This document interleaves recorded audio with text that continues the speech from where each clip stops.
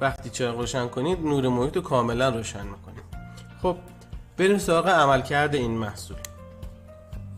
وقتی برای دفعه اول کلید پاور اونو میزنید، یک عدد LED پاور وسط اون روشن میشه که نور متمرکزی داره. با زدن دومین بار 2 تا نور LED پاور روشن میشه که نور متمرکز بیشتری داره. با زدن دفعه سوم 3 تا LED پاور جلوی اون روشن میشه که نور متمرکز بسیار قوی داره. با زدن دفعه چهارم LED های جلوی اون شروع به چشمک زدن میکنن و حالت چشمک زدن نور رو داره. با زدن دفعه پنجم پروژکتور بسیار قوی اون روشن میشه که واقعا بی‌نظیره و کیفیت بسیار عالی داره. ما سعی میکنیم در ویدیوهایی که در شبکه‌های اجتماعی میزنیم قدرت این نورها رو توی طبیعت و در تاریکی هم به شما نشون بدیم، اما بسیار نور قوی و با کیفیت این محصول داره.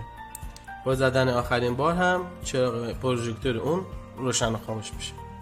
اما یه ویژگی که این محصول داره در واقع تاشو بودن لامپ COB اون هست. به این شکل اگر که بازش کنیم که قرار میگیرین دیگه نور به سمت جلو پرتاب میشه.